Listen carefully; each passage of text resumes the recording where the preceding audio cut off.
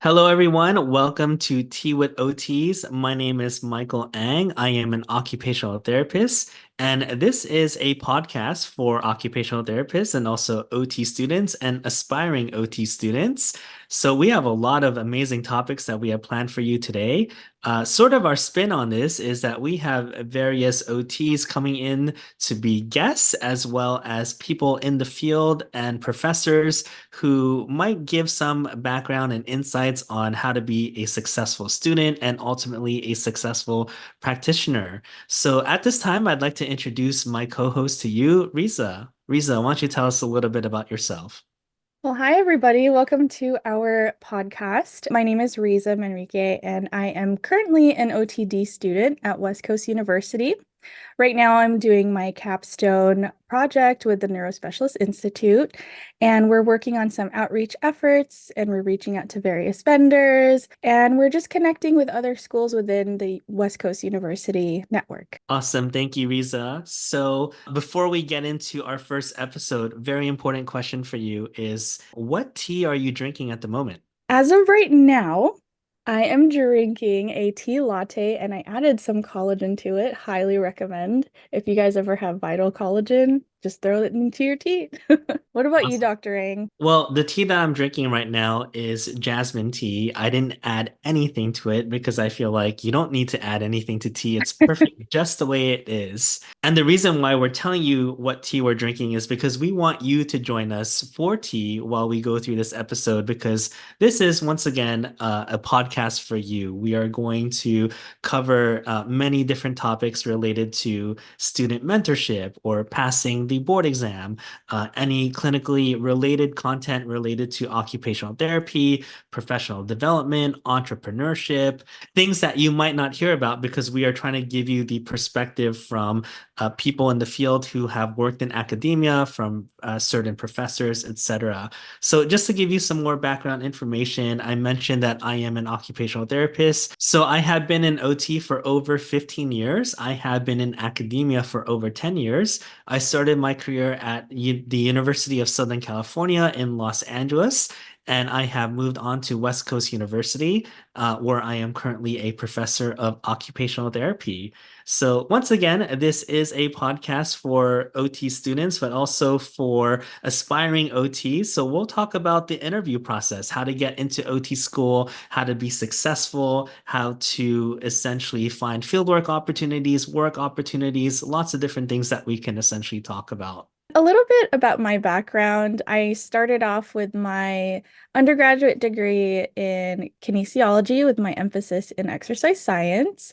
And from then on, I took many opportunities to volunteer and intern at various OT settings. My first one was at a hand therapy setting, and then my second was at a SNF.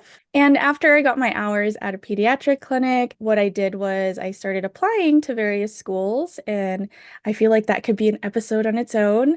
But I did try to get into West Coast twice, and I kept trying, and finally I got into the OTUT program, and so I couldn't be happier. So yeah, we'll go ahead and dive into the rest of our So, podcast. first of all, Riza, we couldn't be happier that you are part of West Coast University because you have done amazing work over the years. And we're going to dive into some of that as we continue on with some of our episodes in the future.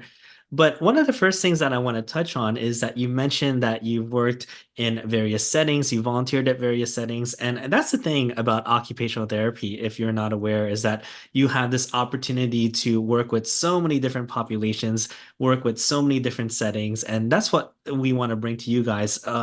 All the different possibilities, talking to all the different guests that we have to tell you about each of these places that you could potentially work. Just in terms of my own background, I have worked mainly in adult rehabilitation. So anybody with a physical deficit related to orthopedics or neurological conditions such as stroke and brain injury, that has been my bread and butter for the last 15 years. I have worked in the acute setting, inpatient, outpatient, home health, essentially whatever is out there related to physical rehab. So, just a few words I want to leave to our listeners. If you are wondering if you are a good fit for occupational therapy, if you are on the fence about applying for OT school, I just want to say that if you have the heart to help people, if you have the heart to want people to go back to the activities that they couldn't do before for whatever reason, then OT might be the career for you.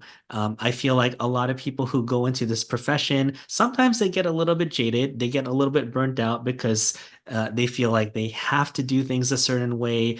They have to do things according to insurance or third party payers or whatever it is that the doctors want them to do or what nurses want to do, etc. But if you can just imagine you yourself, you alone with your patient, and your patient is telling you all their different goals and all the things that they want to work on, and you can be creative in terms of getting them to that level of independence, that level of ability that they once had, then OT might essentially be your career path. And we hope to support you on that path. And we hope that you will continue to listen to our podcast. So, Riza, as we wrap up, I guess the most important question that I have for you, you have a very, very fancy drink in your hand right now, but what is your favorite tea? My favorite tea is actually, I love jasmine green tea, but specifically honey milky jasmine green tea. Wow, you add a lot of stuff to your tea. What about you, Dr. Ang? What is your all-time favorite? So it does depend on what I'm eating at the moment because I like to pair tea with food. So if I'm having, I guess, Chinese food, it has to be jasmine tea. If I'm eating Japanese food, it has to be sencha. If I'm eating Japanese desserts, it has to be matcha.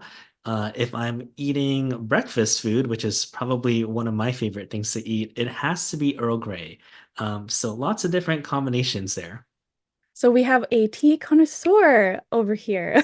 I try to be. So I will say we should definitely have an episode just on Dr. Ang's take on various teas. Okay, I'll show you my entire collection. All right, everybody. So thank you so much for joining in on our first episode. We hope that you would join us and continue to grow and cultivate these meaningful experiences over a cup of tea. So join us for the next couple episodes.